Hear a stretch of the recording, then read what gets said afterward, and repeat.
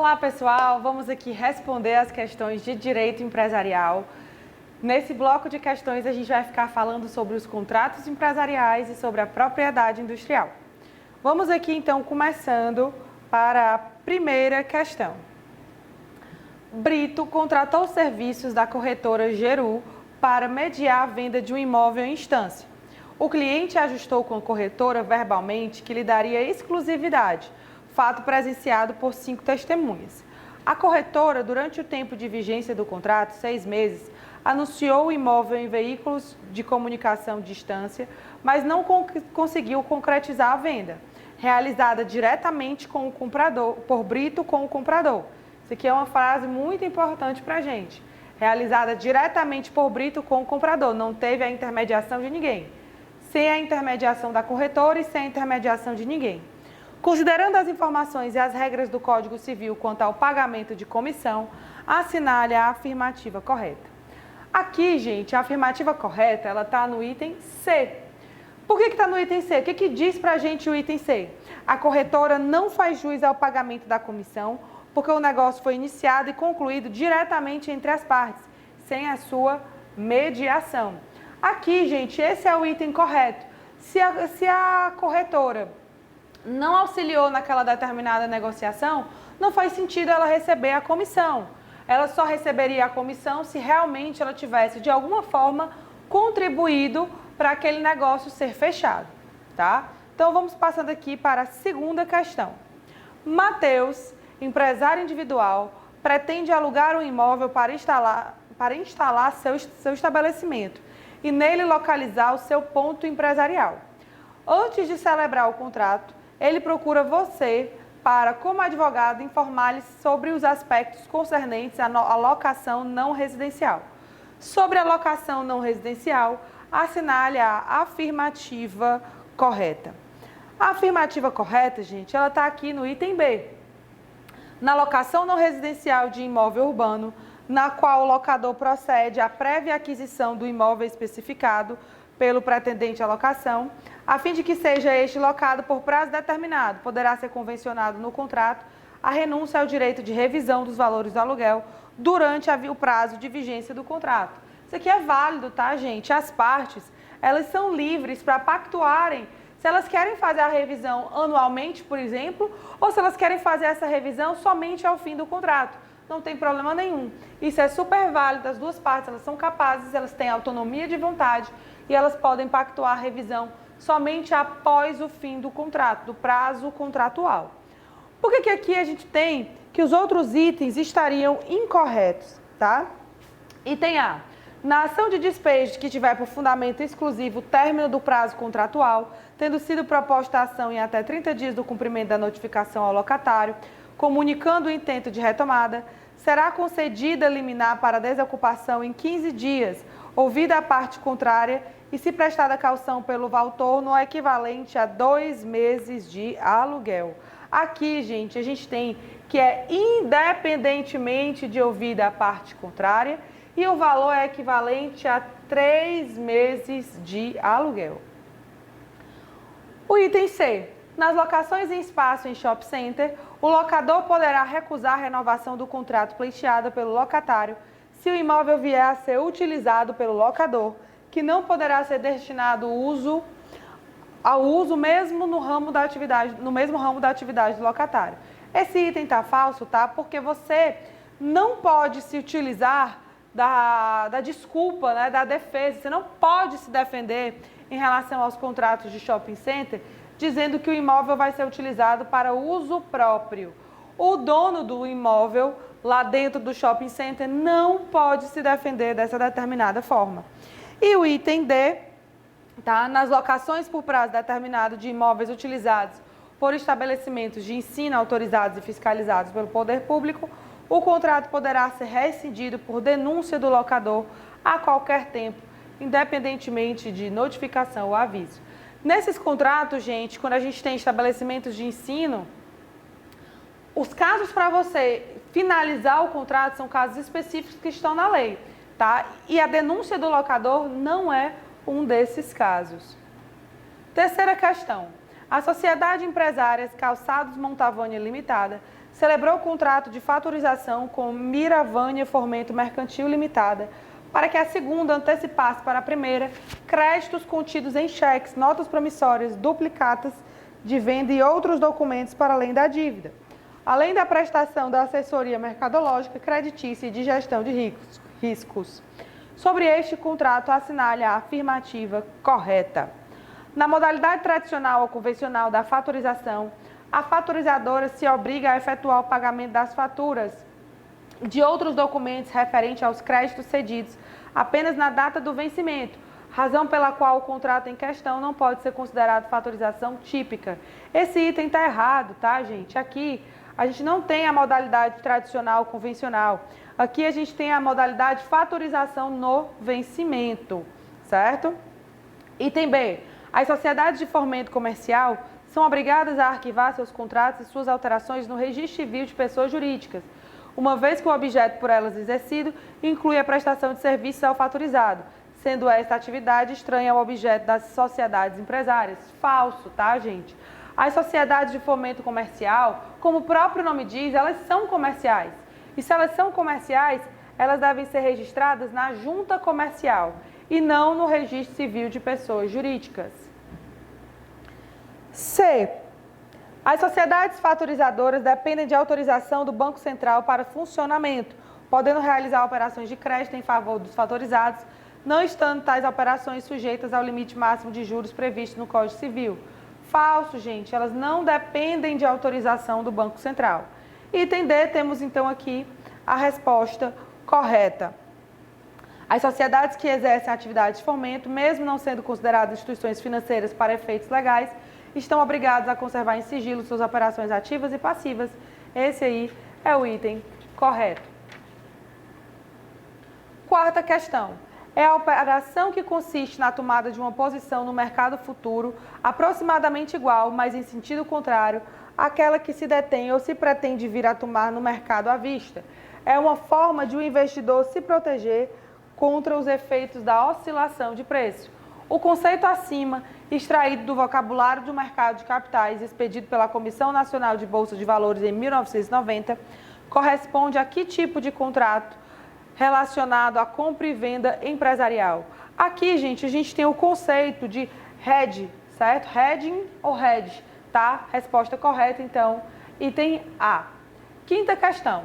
Contrato oneroso em que alguém assume em caráter profissional, sem vínculo de dependência, a obrigação de promover, em nome de outrem, mediante retribuição, a efetivação de certos negócios em determinado território ou zona de mercado.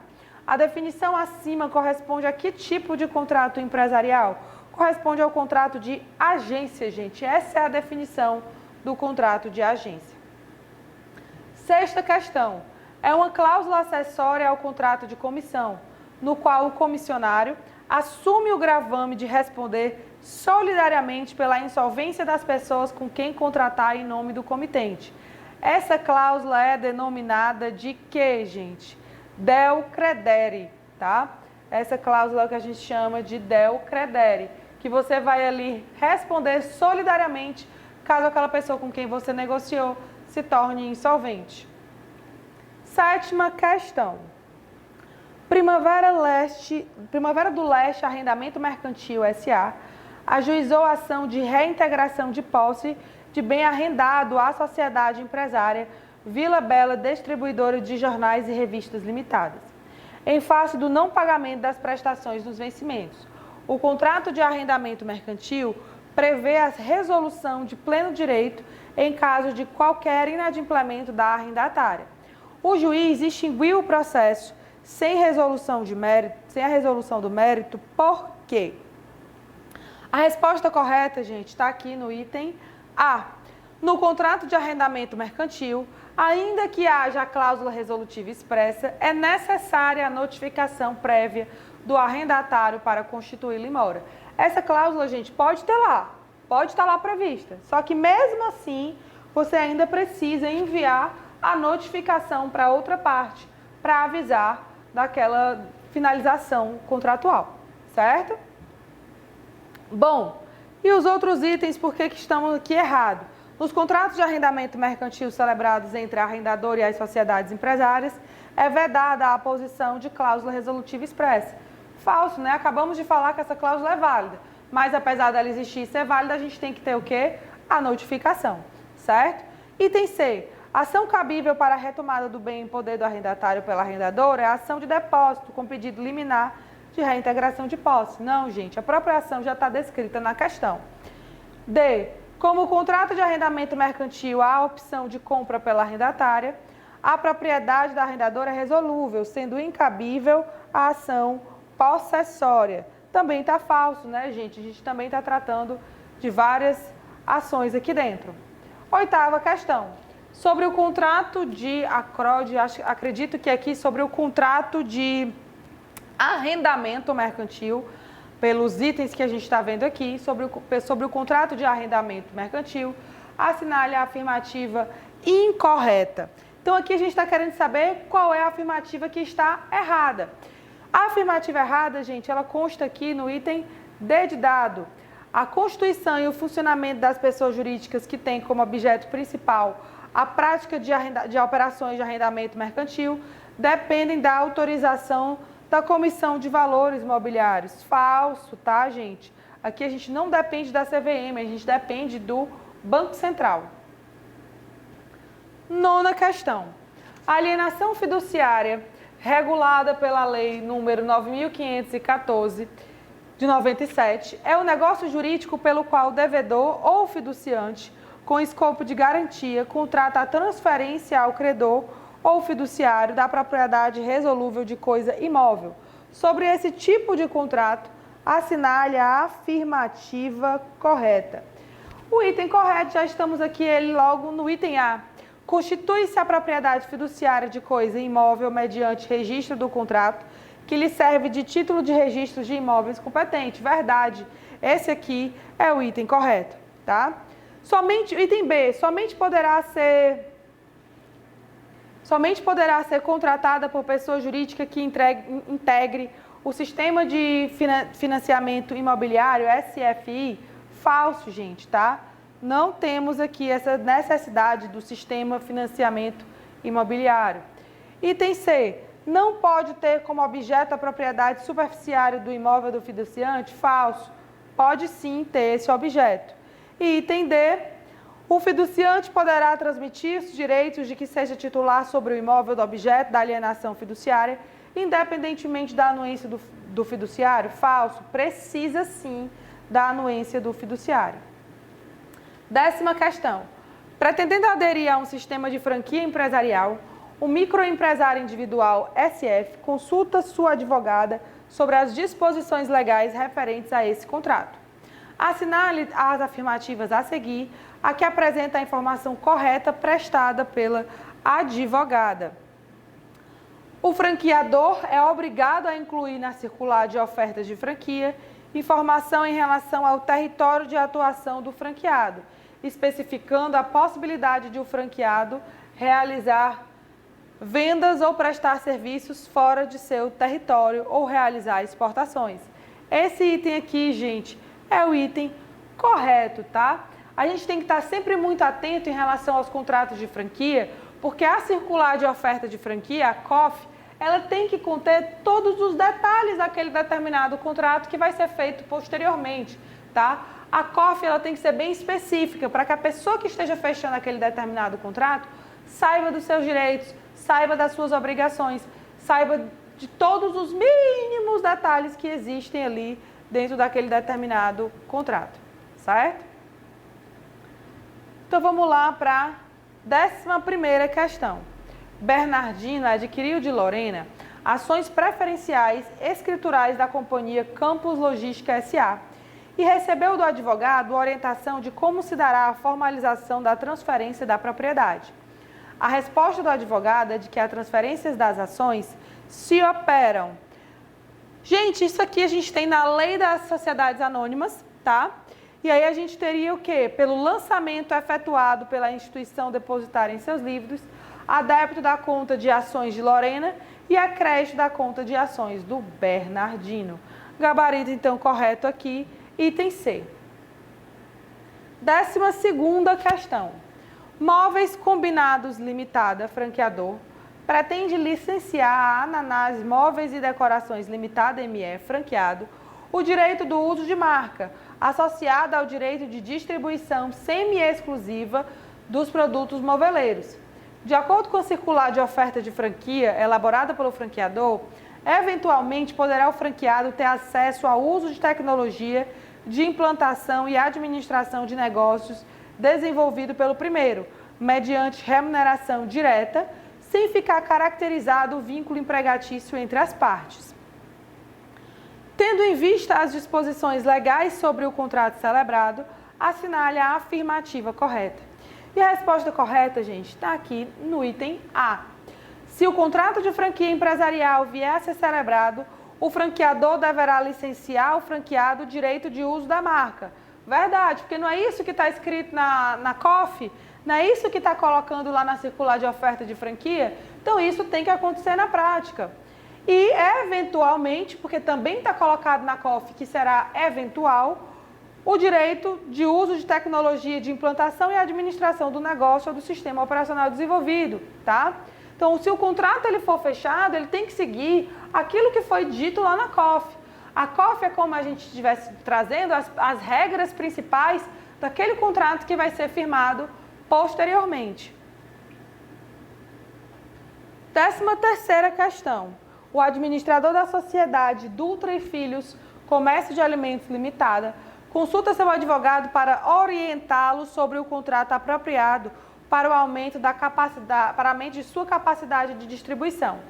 A intenção da pessoa jurídica é celebrar um contrato pelo qual possa receber a posse direta de veículos, que são indicados por ela ao proprietário para utilizá-los por prazo determinado, mediante o pagamento de prestações mensais durante a vigência do contrato.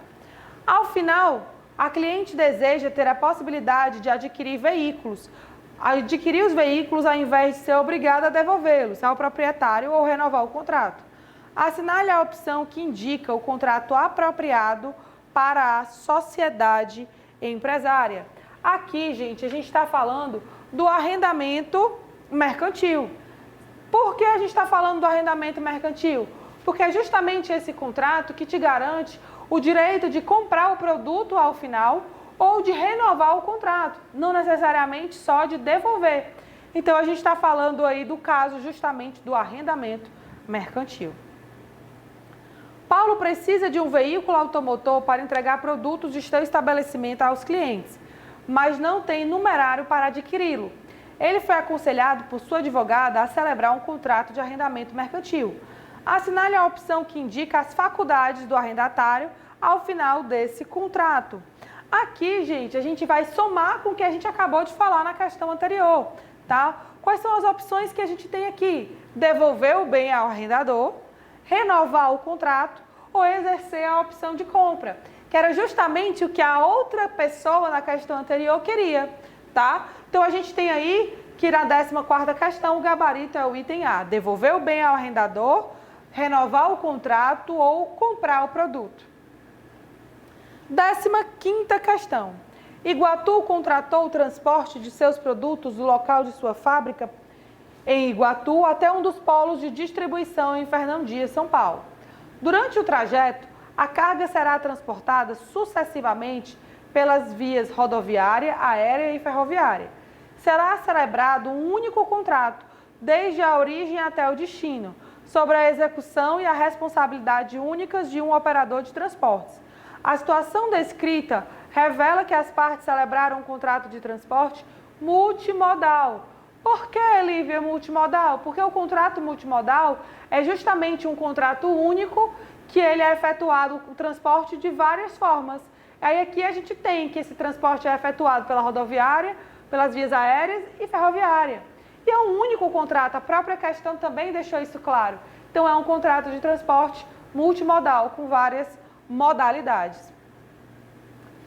Bom, gente, isso era o que a gente tinha sobre os contratos empresariais. E agora a gente vai passar, então, a estudar a propriedade industrial. A propriedade industrial, ela está falando para a gente das marcas, patentes, Dentro das patentes a gente tem as invenções, os modelos de utilidade, temos também com relação a registro, desenho industrial. Então vamos ver as questões que a propriedade industrial está nos trazendo agora e como é que essas questões estão sendo cobradas na nossa prova da OAB.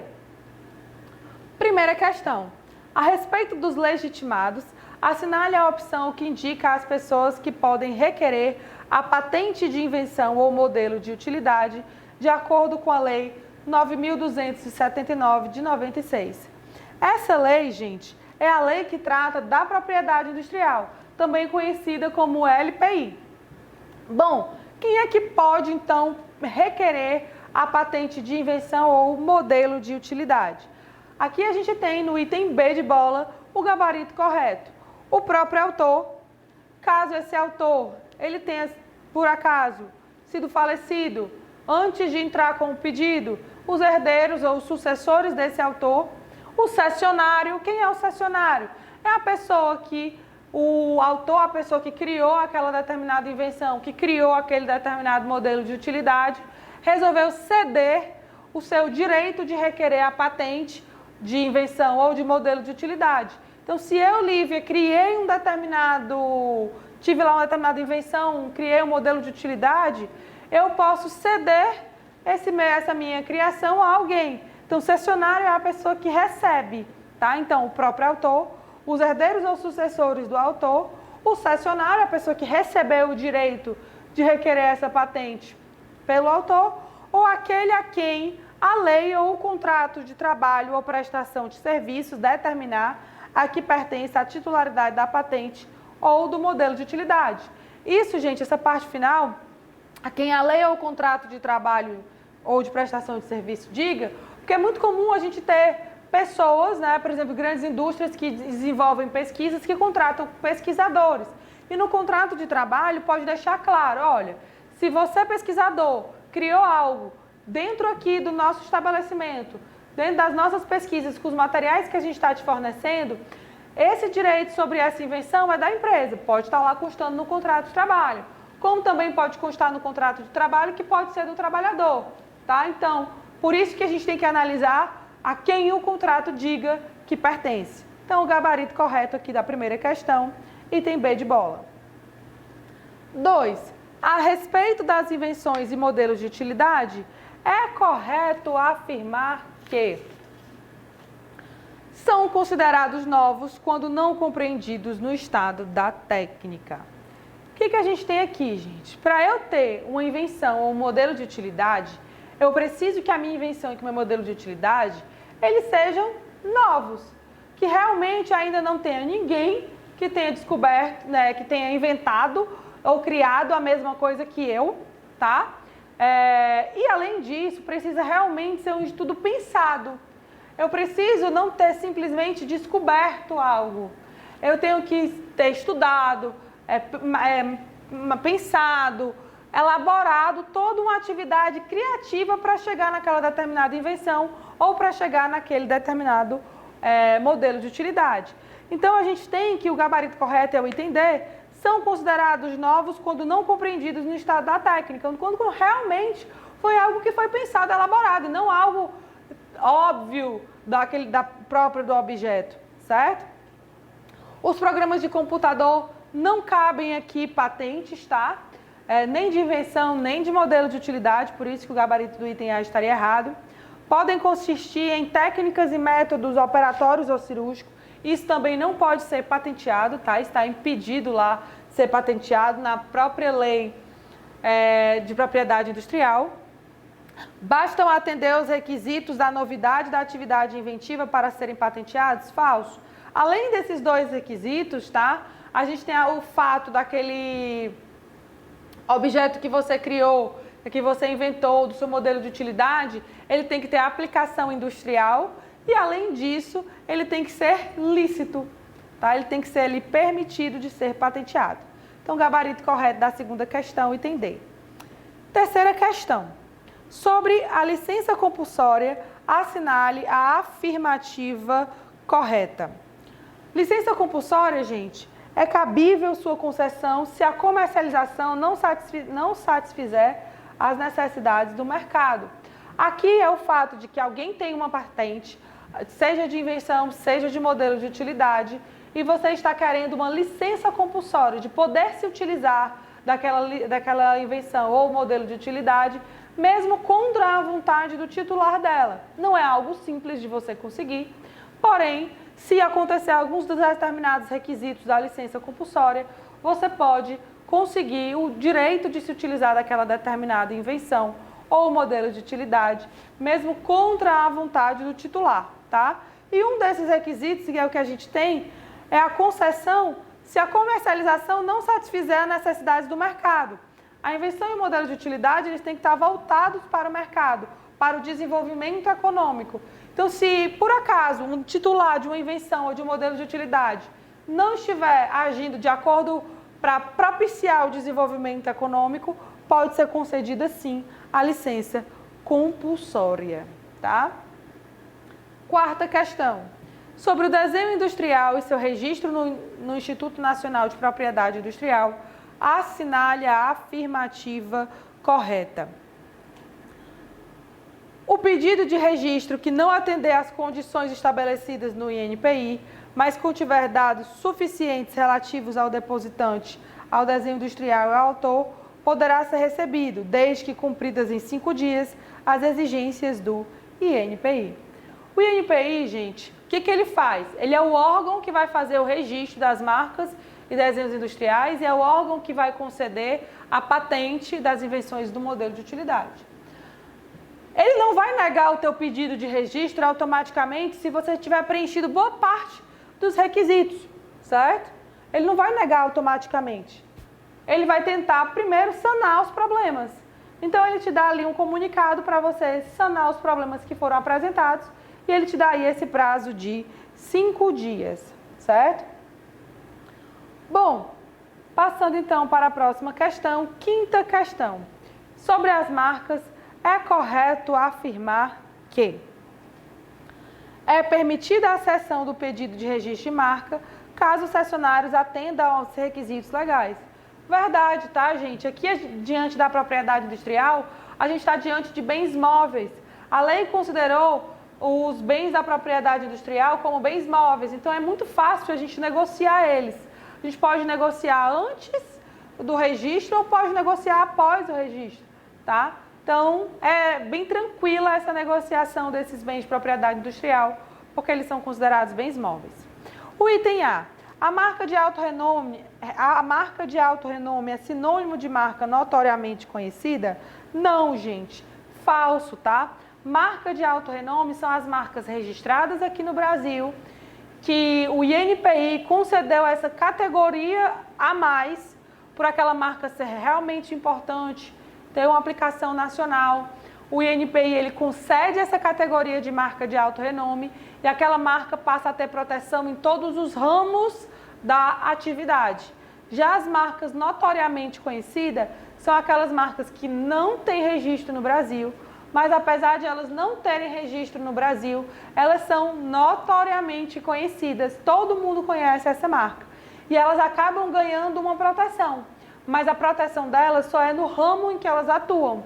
Diferente das marcas de alto renome que ganham proteção em todos os ramos no Brasil inteiro, as marcas notoriamente conhecidas só ganham proteção no seu ramo de atuação, tá? Item B. A vigência das marcas, do registro de marca é de 5 anos, prorrogável por períodos iguais e sucessivos. Falso, tá, gente? É de 10 anos. Item D. A marca de produto ou serviço é aquela usada para identificar produtos ou serviços provindos de membros de uma determinada entidade. Falso, tá? As marcas de produto ou serviço é aquela que serve para diferenciar um produto ou um serviço de outro produto ou serviço, tá? Aqui, gente, no caso, a gente estaria falando de marcas coletivas. Não seria a marca de produto ou serviço, seria a marca coletiva, certo? Sexta questão. De acordo com a propriedade industrial, poderá ser registrada como marca símbolo ou sinal específico formado por cores e denominações que estejam dispostas ou combinadas de modo peculiar e distintivo, Falso, gente, a gente não tem a questão das cores, tá? Reprodução ou imitação de título de moeda ou cédula de curso forçado na União, dos Estados, do Distrito Federal, dos territórios e dos municípios? Falso, gente, a gente não pode ter nada que envolva esses órgãos públicos, os emblemas e etc., colocados como marca. C. Termo técnico que é usado na indústria, na ciência e na arte tem relação com o produto ou serviço a distinguir, certo? Bom, gente, o que a gente tem aqui? Um termo técnico, ele também não pode ser colocado ali como marca, porque se a marca, qual é a função da marca? É diferenciar um produto ou um serviço de outro produto ou serviço, então realmente não faz sentido, certo, que isso aconteça. E o item D, sinal de caráter genérico, comum, necessário ou simplesmente descritivo, quando tiver relação com o produto ou serviço a distinguir, vedada a utilização de forma distintiva. Esse item aqui, gente, também está falso, certo? Esse item aqui também está falso. Essa questão, a gente não tem uma alternativa 100% correta. Lívia, por que esse item D está falso? Vedada a utilização de forma distintiva? Não é vedado. Realmente, termos genéricos, eles não devem ser utilizados como marca. Voltando, qual é a finalidade da marca? A finalidade da marca é distinguir um produto ou um serviço de outro produto ou serviço. Se eu tenho um nome genérico, realmente ele não vai estar cumprindo a finalidade da marca. Então, realmente, nomes genéricos não são para ser marca. Mas, a partir do momento em que eu crio alguma grafia e eu torno aquela marca do nome genérico até mesmo figurativa, eu poderia trazer um traço distintivo para aquela questão genérica, tá? Então, a partir daí seria possível. Então, o item A, gente, no final das contas, é o item que está menos errado. E aí seria a resposta correta, tá? Símbolo ou sinal específico, verdade, a marca ela pode ser tanto a escrita, como pode ser um desenho, como pode ser a mistura dos dois. Inclusive, ainda pode ser tridimensional, tá? O que está mais errado aí a gente puxaria pelas cores e denominações que estejam dispostas ou combinadas de modo peculiar e distintivo. Isso também aqui estaria correto. Então, o item menos errado, digamos assim, seria o item A, que é onde está o gabarito da nossa questão, certo? Bom, gente, então ficamos por aqui. Espero que vocês tenham gostado das resoluções dessa questão. Se tiverem dúvidas, eu sou a professora Lívia Ximenes e podem me procurar aí pelo Instagram, Lívia Ximenes _. Tchau, tchau!